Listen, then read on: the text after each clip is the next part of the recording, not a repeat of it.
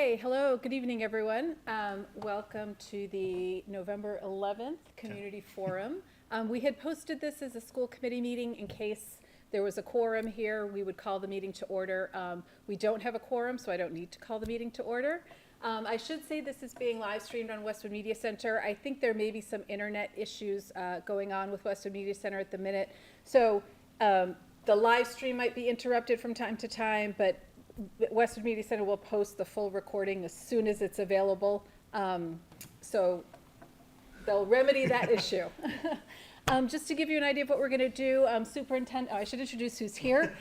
Superintendent Tim Pivovar is here. We have Joanna French from the school committee, Lema Jean-Baptiste, who is our finance director. I am Maya Plotkin, also on the school committee.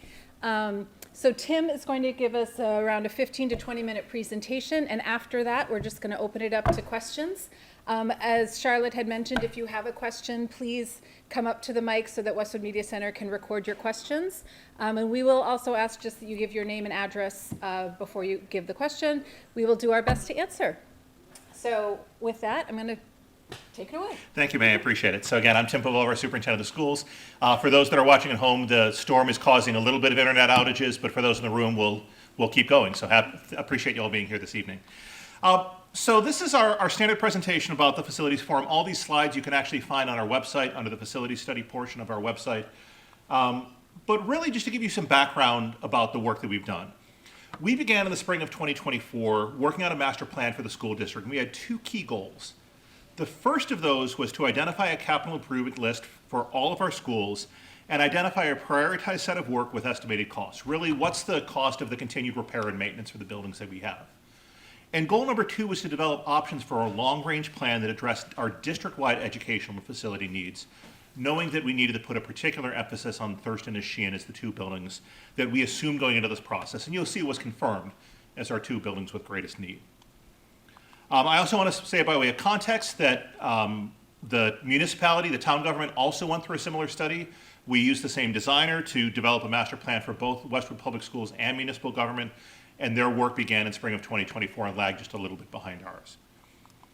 So what's important, and I'll come back to this, is our guiding principle for this work is that we want to find the most educationally appropriate and cost-effective solutions for our school buildings so we can continue to provide a top-tier education for our students. It's not one or the other, it's both and.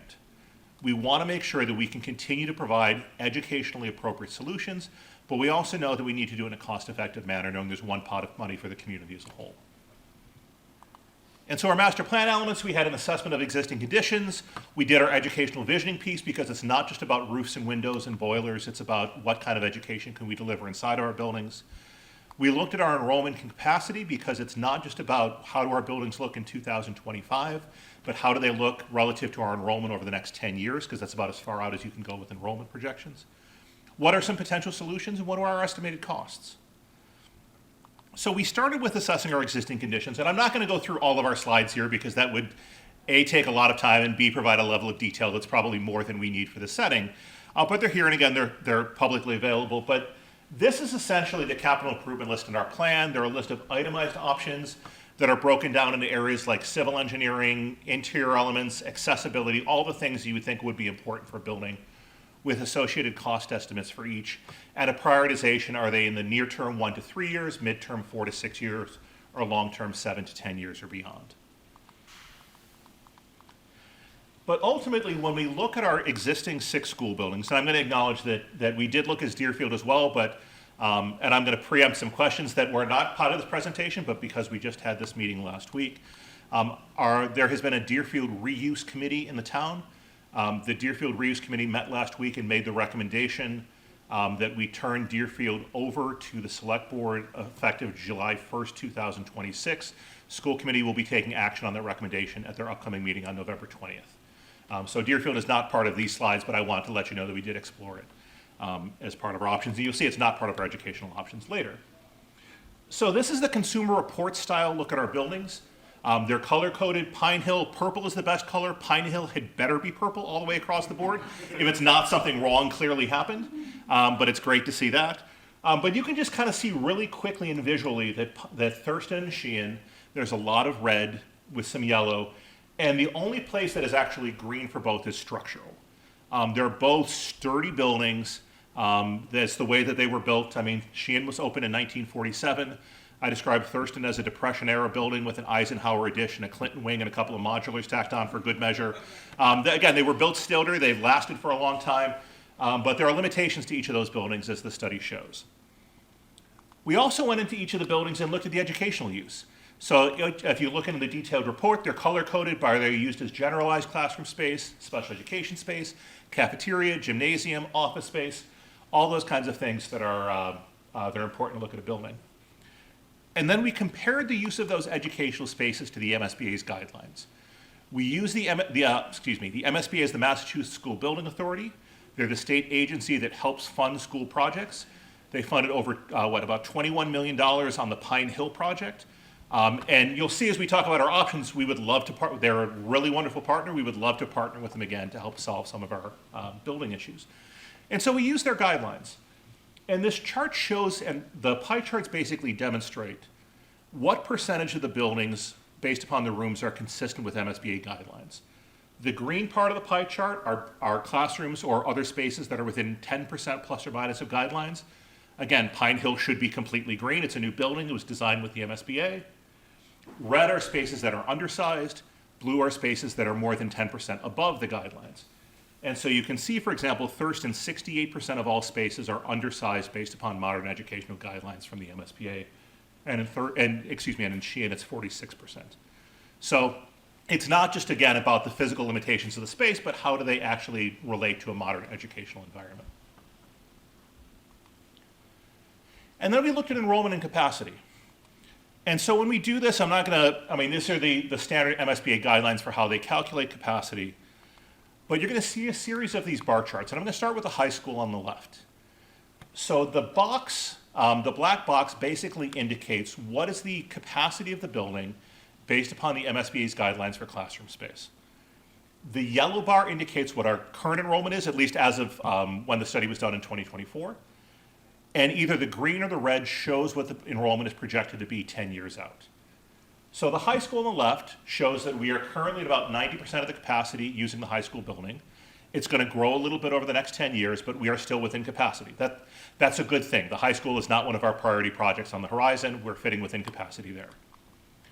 But when you look at Thurston, we're already at 102% capacity. We're projected to grow by about another 85, 90 students in the next 10 years. And that puts us significantly above capacity. And as you'll see in a later slide, that is our capacity, including our modular classrooms, which are temporary construction that are all designed to only last about 20 to 25 years, and that's about how long they've been there right now. This slide may be counterintuitive to some, but I want to stop and provide some context. So this is our 4 elementary schools, and you can see on the left-hand side that we're within capacity in all of our buildings right now, but we are projected to be above capacity in 10 years' time at Downey, at MJ, and at Sheehan, while Pine Hill is projected right now to decrease in enrollment. And a very natural question to ask is, why did we build Pine Hill the size that we did if enrollment is going to decrease? It's a very important question to ask, and the answer is that when we build the building, we are not looking at enrollment, the MSBA and the district is not looking at enrollment solely within the geographic constraints of the building that was built. It's looking at the overall elementary enrollment as a whole. And when you see the right-hand side of this graph, we're at 1,301 students right now. Our overall capacity across all 4 schools is 1,540. The projected enrollment is 1,517. So it actually is right-sized when you look at the elementary ecosphere as a whole, but it means that we're going to have a very serious conversation about redistricting over the next few years. So that, or a solution that we put on the table that is probably not the best economically viable solution, but we need to explore what would happen if we didn't redistrict and we dealt with the overcapacity in these other areas. This is what this looks like graphically. Westwood High School, again, we just leave it there for that. But this is where I want to show the difference in Thurston. So that purple line shows the capacity, including our modulars. The blue dotted line shows our capacity, not including the modulars. Because we currently have, about 13 classrooms or so that are in modular buildings at Thurston. And so if you take those classrooms offline, that's essentially where pretty much our entire 6th grade and some 7th grade classes are. If you take those offline, the overall capacity of Thurston goes down significantly.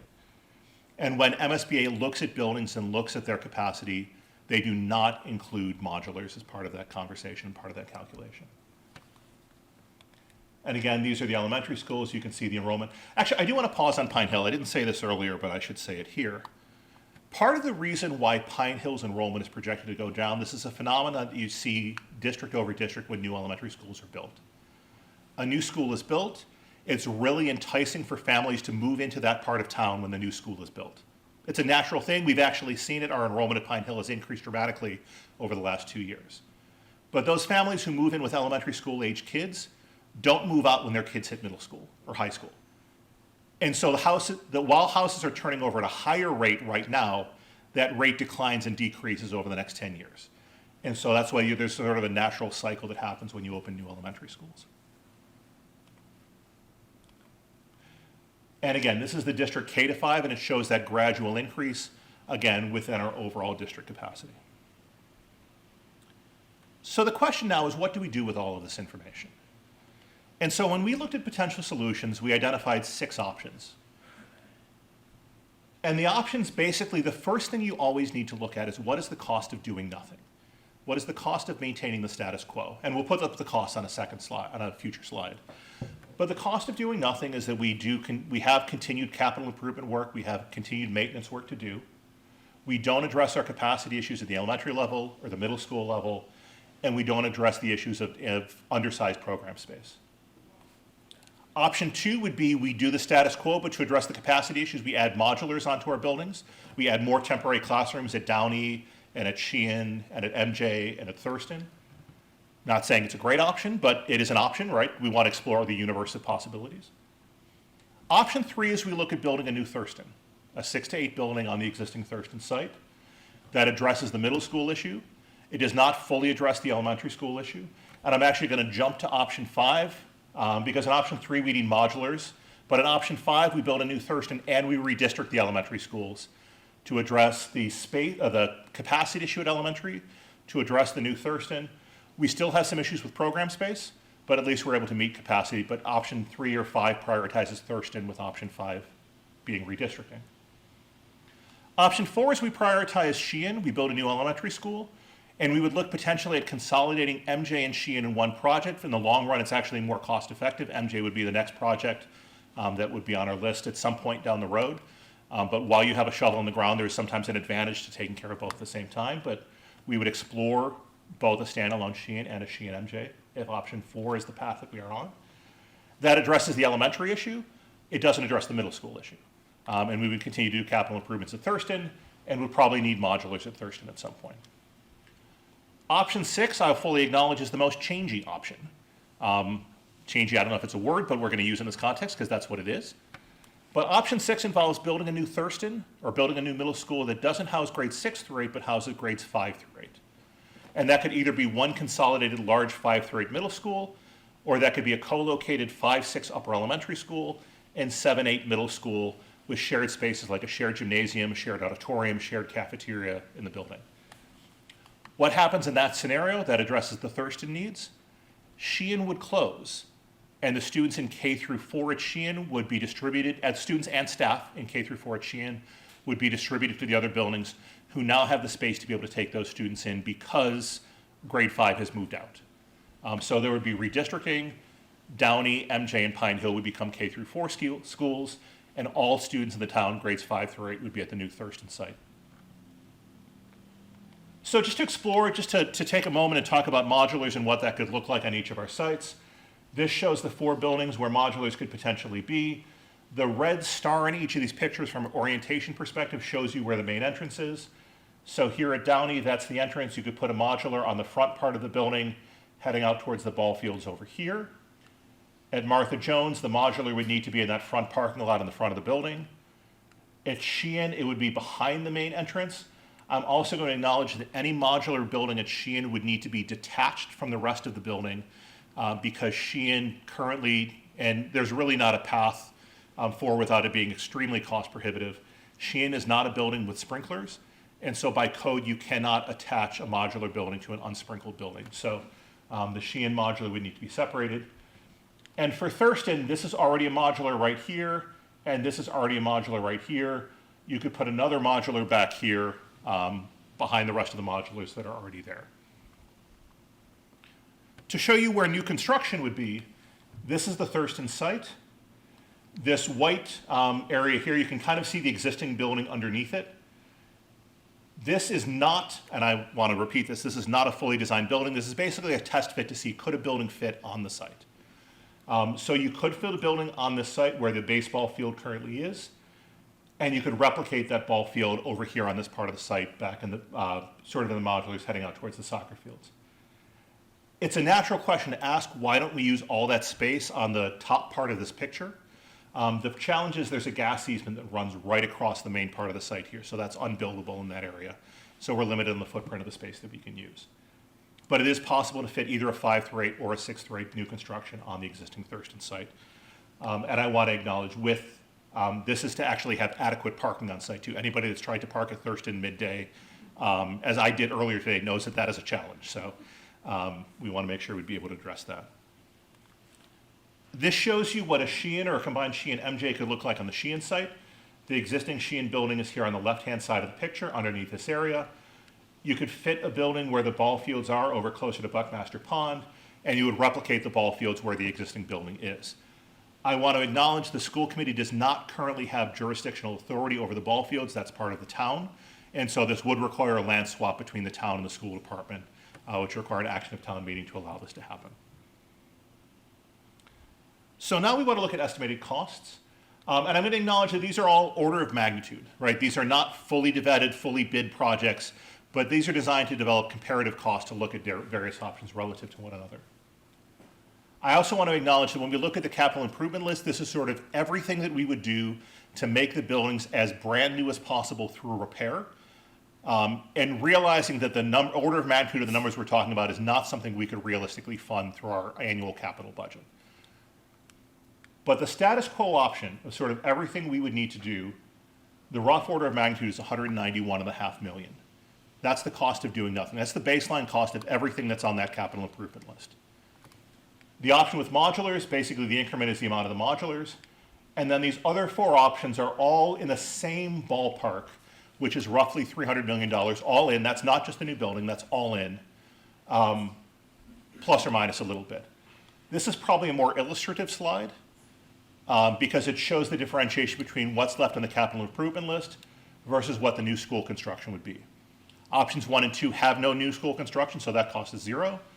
And a new building would range somewhere from $132 million for a new K-5 elementary that would be consolidated MJ and Sheehan, up to $177 for a 5-8 middle school. But you'll see with these numbers that the more you bite off in a new building, the more these capital improvement numbers go down, which makes sense. The more new building you do, the less old building you need to replace. So, and again, these are rough order of magnitudes. These numbers would be fleshed out in much greater detail as we go through a feasibility and design process. And again, this shows you this information in a different form. I do want to acknowledge one of the limitations with the work at Thurston and Sheehan and continued work is the fact that neither building is fully up to code right now with modern building codes that are grandfathered in. So Thurston and Sheehan, neither of which are fully accessible. And so you trigger accessibility based upon $8.7 million over 3 years at Thurston or $4.7 million over 3 years at Sheehan, which then greatly escalates your cost to bring the building up to accessibility codes. Same thing with a Sheehan fire protection trigger because of the sprinkled nature of the building. So what now? And so there are two key decision points that the school committee has, or in the town has as a whole. The first key decision point is driven by the deadline to submit a statement of interest to the MSBA. I talked about the MSBA before. They're the state agency that helps fund school construction projects. I know I got asked a question about this just before we started. The MSBA's funding source comes from 1 cent of the sales tax in the state. So they're not driven. I know there's some challenges with federal funding flowing into the state right now, so I want to acknowledge this up front. The only the economy as a whole has an impact on how much the MSBA can fund, but there is no, there's not a direct federal correlation between what's happening with the federal government and the MSBA and the state government. So, but they fund building projects. They have an annual deadline of submission of April each year. And so our target deadline to submit an SOI to the state is in April of 2026. The SOI does not commit us to a particular project. It does not commit us to building anything. It is literally what it says, which is a statement of interest. It is our statement to the state saying that we are interested in trying to partner with you to help address our building needs at this particular building. And so the question the school committee has is, which school is the priority for the SOI? And realistically, it's either Sheehan or Thurston. And we need to identify which building by December of 2025. That's why we're doing all these forums. That's why we're out at PTOs to get some feedback around this. So the school committee is scheduled to vote at their meeting on December 8th, 10th? December 10th. December 10th to identify which is the priority project. That allows us to take the period of January to March to write the SOI, have it approved by both the school committee and the select board, and submit it to the MSBA in April of 2026.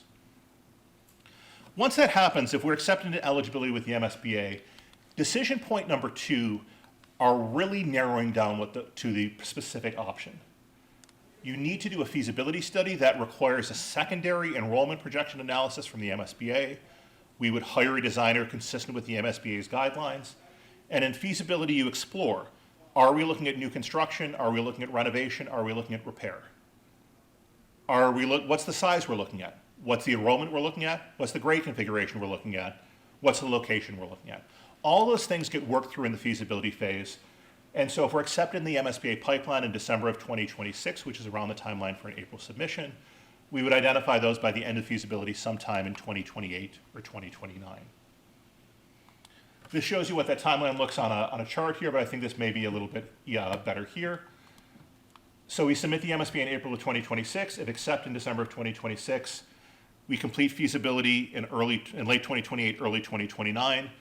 There would hopefully be a construction funding vote sometime in 2029, construction beginning in April of 2030, with a new school occupied in September of 2032. That is about as fast as we can do this.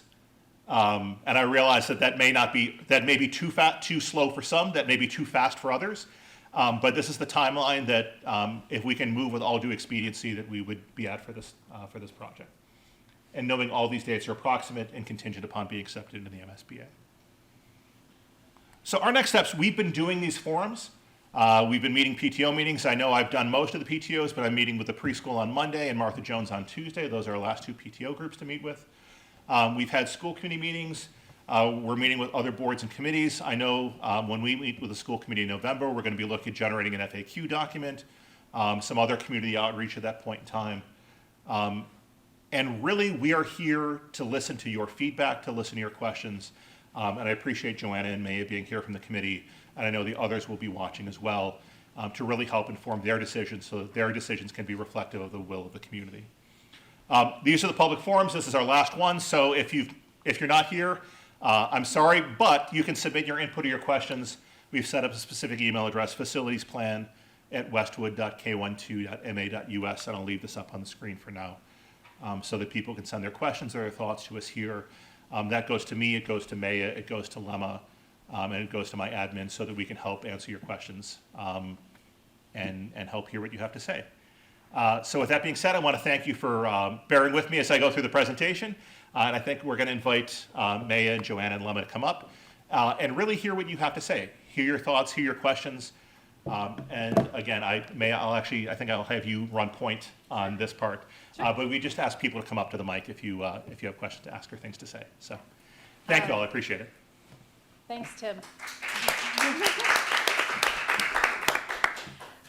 So we're opening it up to you guys. As I mentioned, please come up to the mic if you have a question, give your name and your address, and we will do our best to address any questions you have.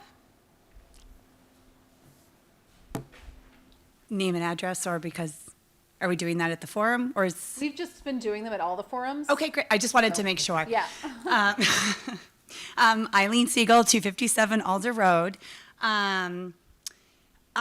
So could you go back to the slide? Are you allowed to? Can you go back to the slide? Okay. Could you go back to the slide that shows how many modulars per option, please? Probably this one is probably the best one. No, there was the one with the numbers, Oh, sure. because that is, might be one more, Tim. It said like I could have sworn there was a slide that literally detailed how many modulars at each Keep going back, Tim. school. Yeah, go back. Go back. Up, look. There we go. There we are. Perfect. Okay, so I just wanted to clarify, how many modulars do we, I'm going somewhere with this, that will bring this to, I promise I'm not going rogue yet. How many modulars do we currently have in district at the different schools? Yeah, so operationally, we have, I believe it's 13 classrooms. Is it 13 at Thurston? So, that sounds right. The only other modulars that we currently had were in the Deerfield building. Yep. But those are not currently being occupied. The modular classrooms are actually being used by Westwood Media Center at Deerfield right now. But Downey, MJ, Sheehan do not currently have, nor Pine Hill, obviously, have modular classrooms. So there's 13 modular classrooms currently in use at Thurston Middle School. Yeah, in two separate pods, essentially.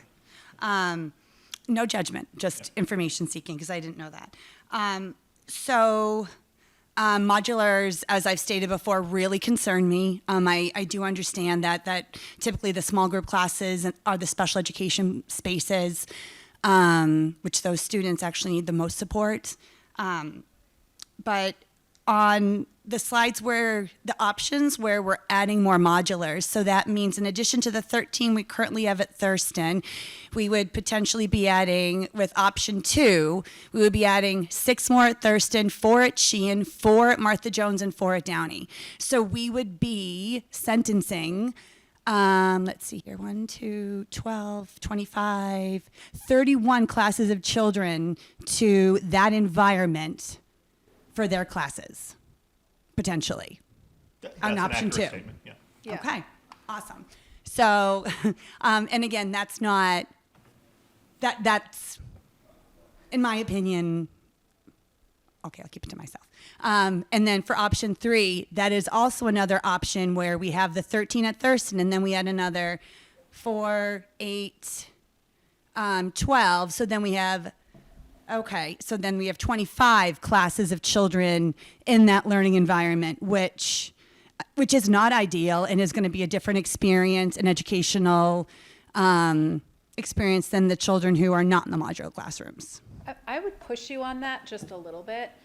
Please do. I don't think that the modular experience on the inside of the building is dramatically different than the rest of the classrooms. And I would love to hear other opinions on this, but the modulars are structurally a little bit different. You know, they're built for 20 years, 25 years, so the roof would go first. But I think if you're inside the modular unit, you might not necessarily know that you're in a modular unit. So I don't want people to think that like we're shoving these kids. No, but man, that's into not what I'm these- saying. But I am going to push back at you because this is what I do, and I am a teacher, and I have worked in modular classrooms. I just want to be clear that the Yes. kids who are in the modulars today are not in subpar conditions. No, That's the I point understand that, but I'm trying saying to if we make. make a choice as a community to put more children in there and add more on, then I think that is a disservice. We have to do what we have to do to educate children and accommodate needs.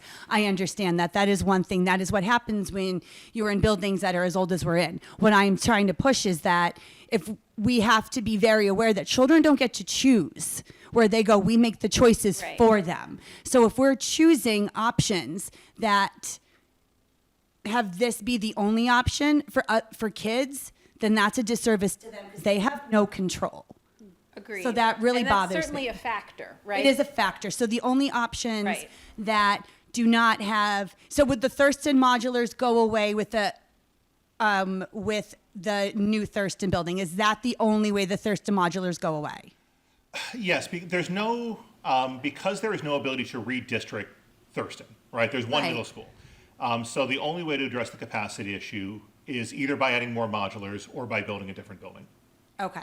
So almost all the modulars will go away because there's still modulars, I think, in options 5 and 6 somewhere. At Martha so Jones. to clarify options 5 and 6, right? And let me go just provide this. Option 5, which involves the redistricting, there might be some temporary modulars at MJ. Option 6, again, potentially modulars at MJ. What I also want to acknowledge, in the same kind of way that we talk about the capital improvement list, Right. this is the ideal situation. Modulars at MJ might be the ideal situation, but I think the committee at this point in, let's say 2031, 2032, would have to look at what do the enrollment projections say at that point in time. And if it looks like there is going to be continued increased enrollment, then maybe a modular building is a consideration, modular classrooms are a consideration. If it's a temporary, then it's going to cycle back down again in 2035, 2036, 2037, then we may deal with a little bit of overcrowding for a short period of time, as opposed to investing capital funds into modular classrooms at that point in time. Right. I don't know if Mayor Joanna, you have anything you want to add to that? Yeah, no, I mean, I just want to be clear, like, I'm not saying modulars are the best solution. I just wanted to be clear that the ones we have today are structurally safe. I'm They're not in saying good they're not. condition. All right, I I'm not wasn't saying they're sure if not. that's where you were going. No, So, but I'm not- But I agree with you that, modulars are not an ideal solution, and that certainly would be something that we would look at when we're in the feasibility phase, trying to figure out what the project would be. Right, and the only reason I'm bringing that up now is to look, because we're looking at which building is it that has less modulars overall, then that's the question I want to put out there and I want to point out. Because Yep. it's one thing to have 2 or 3 or 4, and I say that as Martha Jones is my home elementary school, and my daughter will go there. And if we have 4 or 5 or 6 modulars in district, it is what it is, but it's a lot different than making a choice to have 31. No, agreed. Overall. Agreed. And I do want to say, like, all of these options were what the consultants came up with 2 years ago, right? If we get into a feasibility, the only decision in front of the school committee right now is Thurston or Sheehan. None of these, we're not deciding on any of this right now.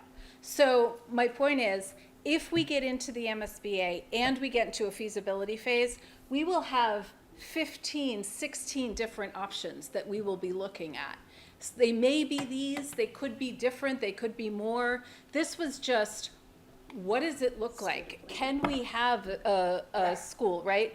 What are potentially some of the options? But really the decision right now is Thurston or Sheehan. Right, and the reason I'm asking that about the modulars is 5 and 6 are the ones that don't add any more modulars. Yeah. Yes. That's why I'm asking that question. Yeah. That's why I feel it's Yep. relevant, because I'm And bringing it up that's- that no, way, because I want to that just is. bring that Yes. to light. Yeah. And you are correct. That is correct. And then, I'm sorry, if you don't mind, if I could just add one more piece of flavor to the modular conversation.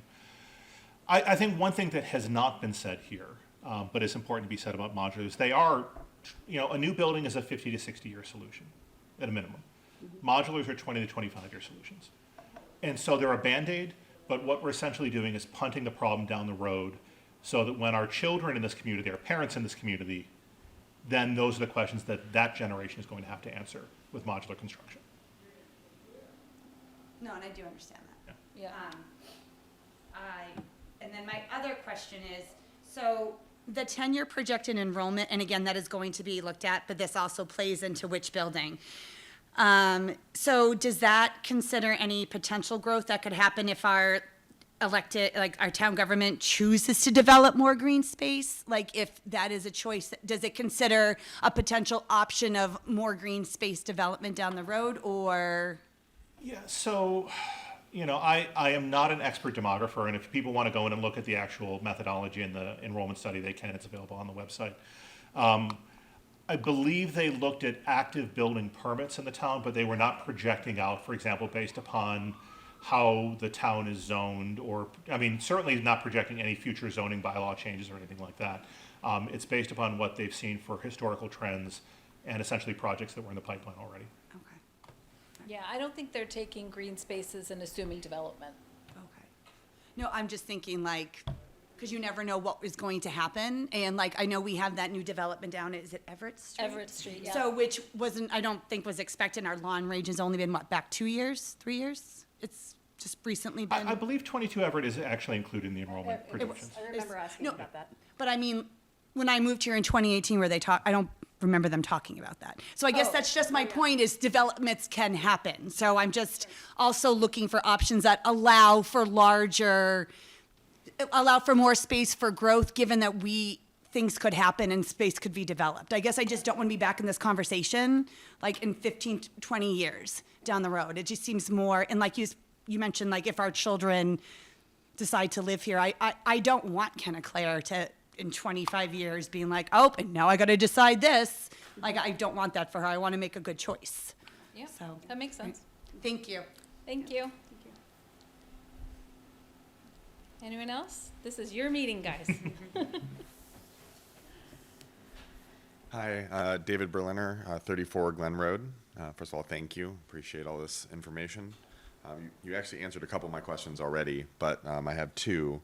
My understanding is that, at least for the elementary schools, different of the schools have specialty programs to accommodate kids with specific needs. In the case where Sheehan would be closed or where there would be significant redistricting, how would that change the support for the needs that are provided by the Sheehan school? Yeah, so I'm assuming this is a question That's for me for to you. answer more than anybody else. So we have both a moral and a legal obligation to make sure that we continue to educate students in our care in the district. Obviously, if the the STAR program is currently at Sheehan or the language-based program at Sheehan, if Sheehan were to close, we would need to replicate those programs somewhere else in district. I think it's premature to answer where that would be because we want to look as part of the overall redistricting process. I would imagine in that process we would want to identify some principles of design for redistricting. I would presuppose that we would probably want to make sure that there's some level of educational equity and opportunity across all of our buildings at that point in time. But the programs would continue to exist somewhere. I think we just couldn't answer where the where is right now. That's fair. The next question is, it looks like for both of the new construction projects, those would take place on existing sports fields. Where would the sports take place during construction? Yeah, that's. I think we actually faced this problem with the construction of Pine Hill too. Did. That I think is a little more out of my wheelhouse. Other than we would work with town folks. You may have more experience with that being involved in the Pine Hill Yeah, project. So. so we would probably have to take those fields offline for a certain period of time. That's what we did with Pine Hill. And the other thing we did with Pine Hill is when we designed it, we specifically designed it to, when it came back online, we wanted to have more a space available, both in the gym and on the fields, and make them more, provide the town with more opportunities than we had before. So we would hopefully look to do that again. But during the construction, we would definitely at some point be taking those fields offline. And I think the town sports would, and very, successfully, and thank you to them, kudos to them, were able to manage that for the couple of years we had to do that. Yeah. Thank you. And we would only be doing one or the other. So like if we do Thurston, Sheehan's fields would be still an option. Thank you.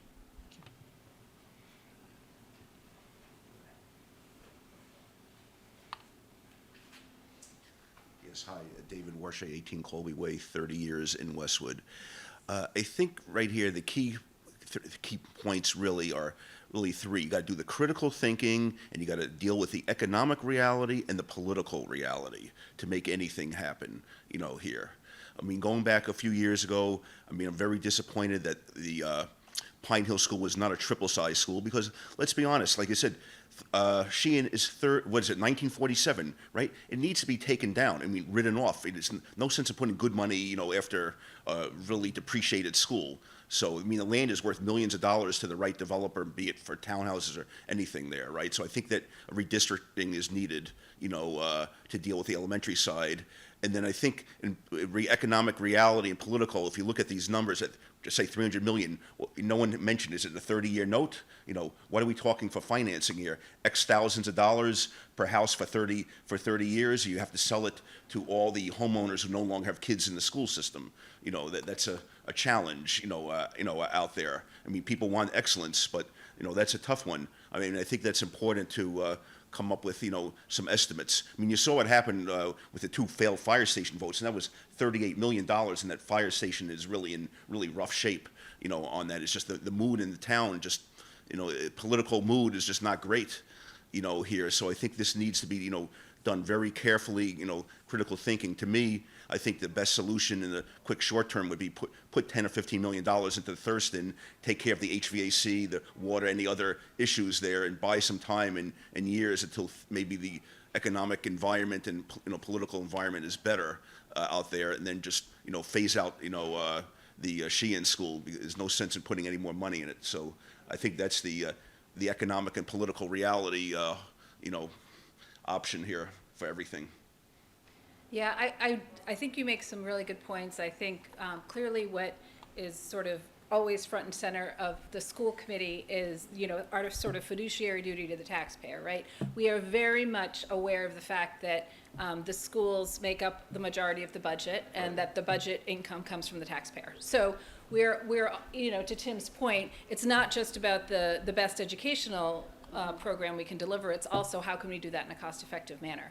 I do want to talk a little bit about the numbers because we need to differentiate between the capital improvement and maintenance plan line item and the new school building, okay? The cost of the new school, let's just take example 6, for example.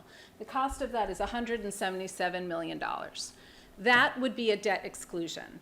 That would be, a one-time borrowing where probably in 2030, 2031, 2032, depending on scheduling, we would go to the town and we would say, we need $177 million. The other number, the 113, that's a 10-year capital improvement plan, right? So we don't spend $113 million in 1 year.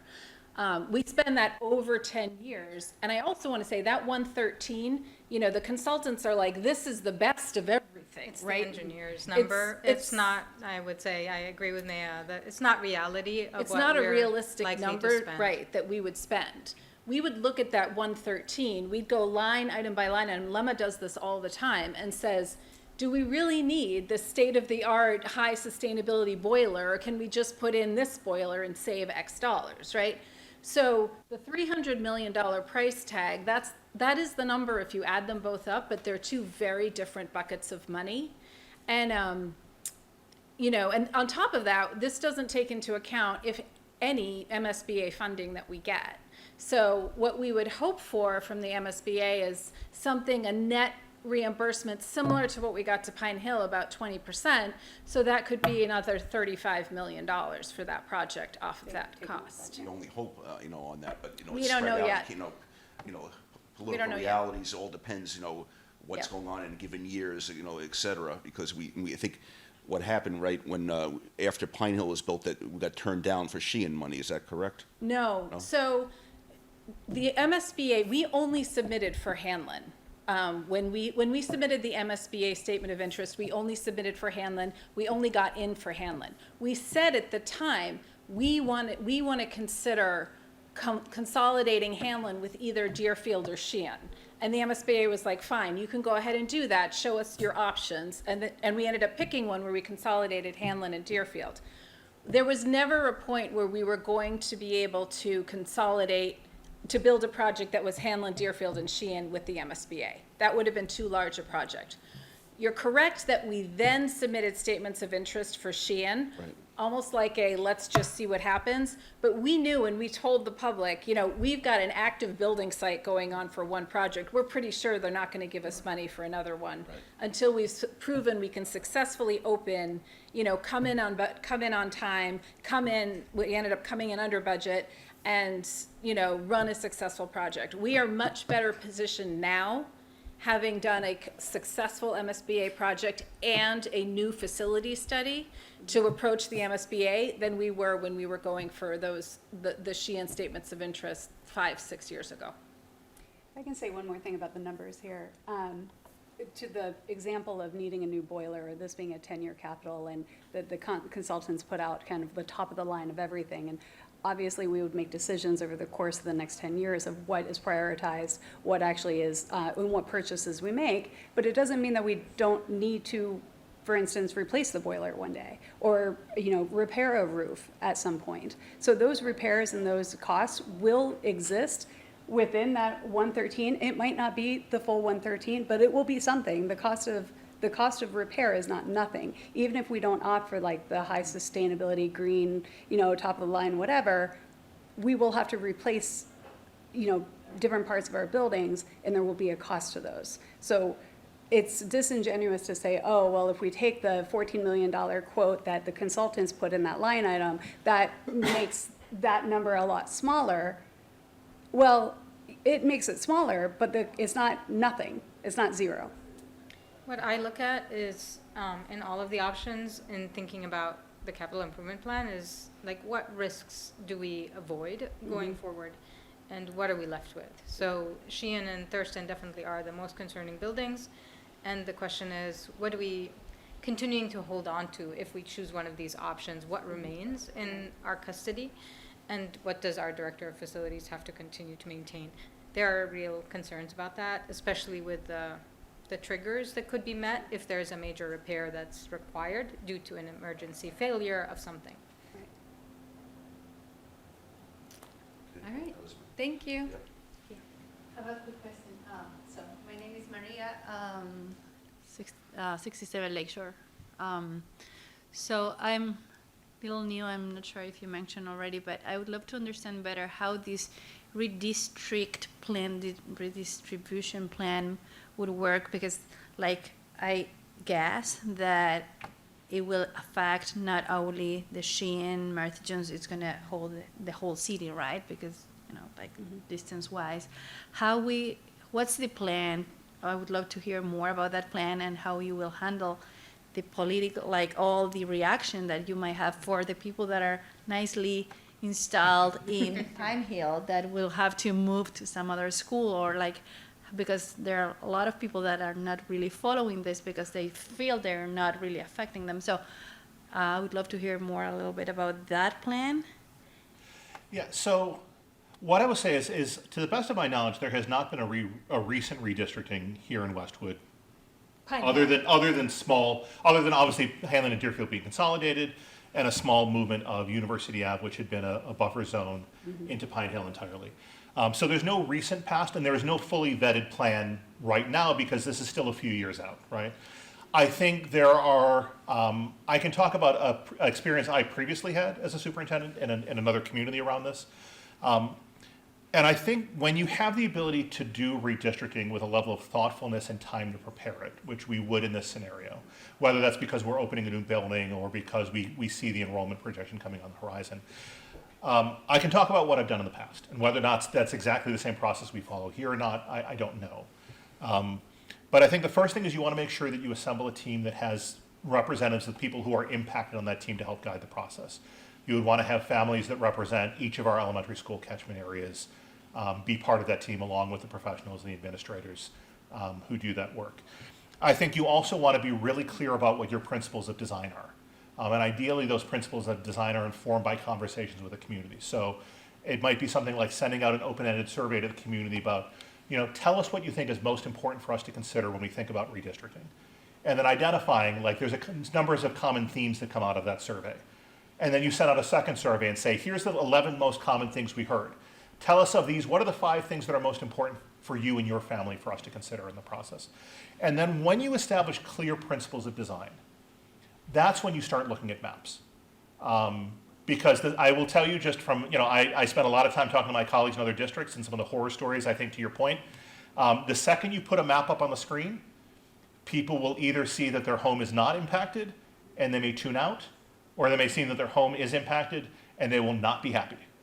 And so that's why you need to be really clear about what your principles of design are up front, because then you can talk about, like, we've generated a few different options, all ways of meeting these principles, and then let's have a conversation about what the implications of those options are.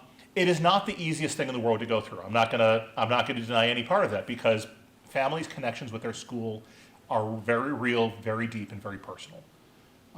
And so that's why, but I think people are more willing to come along in that process if there's a clear sense of why.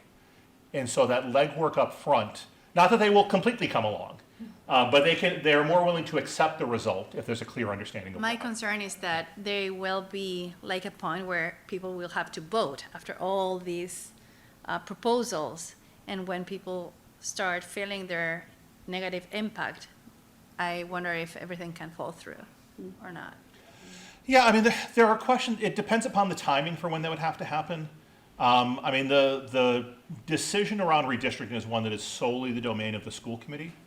That is not something that like goes up for a townwide vote on the redistricting plan. There would be, input that the committee, I'm sure, would seek. But that's completely the committee's jurisdiction to make that. But I also, I mean, Mayor or Joanna can speak to this, but I take the point that if we are presenting a redistricting plan at the same time that we're asking people to vote on the project, those two might conflate in a very negative way if Yeah. they happen at the same time. And we did that for Pine Hill, because we did have to redistrict. Now granted, that was a very easy redistricting, because we basically just erased the line between the Hanlon and Deerfield catchment areas. But, we spent a long time, even though it seemed to be a simple erasure, we spent a long time really thinking about it, communicating it. We had, 1 or 2 school committee meetings devoted just to the redistricting issue, so that by the time the project came to the town to vote yes or no, we had sort of vetted the redistrict issue very, very well. I do want to say there's a difference when you're redistricting as part of a planned project, school building project, and when you're redistricting because you have to, because you've lost an override vote, and your classrooms in one school are too small, or because the town didn't vote to, fund a school. When you're in that situation where it's almost an emergency, you have much less time to plan, you have much less time to vet it out. And that's when I think a lot of the horror stories come up about redistricting, where the community gets very upset and where it might not be done as thoughtfully as it should have been. This would be a situation, to Tim's point, where we do have time. We have the runway to really dig into this issue. We have the time to really plan it and really socialize it with the communities and understand, what are the challenges, what are the opportunities, what are the strengths, and really kind of vet it. So I would feel better to be doing a redistricting in this situation, which is what this is, than, where sometimes you get these horror stories in communities. And this is like, from my ignorance, because I don't really understand how, public resources are managed. But let's say if now all the resources would go to Thurston, and in the best of this world, if there is like a chance to improve Sheehan in the future, how is it possible to dream, for example, how many years it should happen to have the resources to eventually restore both schools? Just because I don't know how, Yeah, so I think I think the first, there's a couple things at play, right? One is that, if Thurston is identified as the priority project, both options 5 and 6 are in play. And that time period from 2026 to 2028-29, that 2 to 3 year time span, is going to help inform is Sheehan going to continue to exist as a building, or is Sheehan going to stop existing as a building? Because I think those are 2 different paths for Sheehan, right? Because if Sheehan is going to close in 2032 when a new building opens, then we still have a whole generation of kids that are coming through that building. And we want to make sure that they have a safe environment in which they can learn, and in which our staff can work. But we're using Band-Aids instead of scalpels, right? If Sheehan is going to continue to exist on some longer-term horizon, then that's when we need to really dig into that capital improvement plan and say, okay, I don't recall off the top of my head. Whether it's a roof project or a boiler project or a window or something like that. If the Sheehan is closing, that project's not on the horizon. If Sheehan is going to remain open for at least the next 10, 15, 20 years, then that becomes a thing where there's probably is a return on investment on doing that work, because we have a whole multiple generations of kids coming through that building at that point. And so that would be,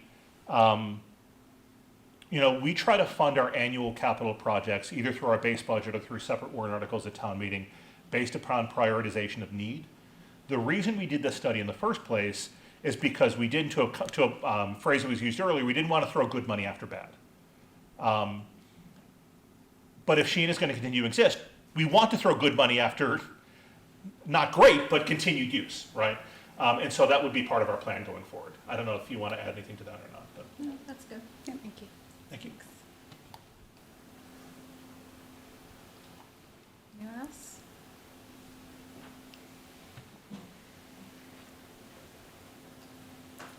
Hi, Frank Vidiello, 66 Stern Street. For the question that's on the table that you guys have to make, I would say Thurston is in pretty bad shape. I mean, it was bad when my kids went there 10 years ago.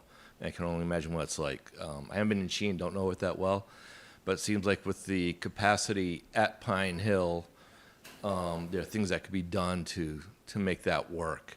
We could stay away from the modules and restricting, I don't know, to me, if you ask me if I would redistrict, and at least my kids are out now, but even when my kids were in, redistrict or pay another $1,000 or $2,000 a year, it seems pretty obvious that I'll take the redistrict and not pay the money. But yeah, for now, I mean, if the question is Thurston, you know, I would go with Thurston. And I do question, as I mentioned last week, just the projections for the school population. It just does not make sense to me. And I think one thing that might help would be just how much green space is turning over. If they're just looking at permits and the number of houses that are being rebuilt, to me, that's just natural movement where, you know, you get kids coming in, kids going out. That's not going to change the population of schools. But if you get green space that's turning over to houses, that will obviously increase, and be good to know what that number is, and that could, you know, change some things. Thanks. Yeah, And- thank you. And as I said, if we go into the feasibility phase, we will redo all of those enrollment projections anyway. Yeah, and I think for clarity, those enrollment projections the second time around would be done by the MSBA and their consultant, which Yeah. is different than the consultant we had, right? So we would have two different organizations, you know, one that was done as part of this plan, one that would be done a couple of years later by a different firm. And so, you know, maybe those two align, maybe they don't, but we would have a more updated list that would inform the feasibility study. Yeah. Yeah. And I want to address part of the conversation around the enrollment is, you know, again, we will look at these numbers again if we get into the MSBA. But the population of Westwood is a bit older, so that means that those older there's older, you know, families who don't have children in the system anymore may be moving out of their homes, which allows for newer families to move into the district, especially a district like ours that has such an attractive school system. So, you know, we'll look at those numbers closely as we go through and with the MSBA, of course. But I do think that there is an argument for the increased projections that we're seeing that our demographer saw, you know, when we first did this study. Can you go up to? Yeah, because we're on with WMC, we need you to come up to Otherwise, the they can't hear you. Eileen Eileen Siegel, Siegel. 257 Alder Road. So just a quick question, because I believe we did a debt exclusion for Pine Hill, correct?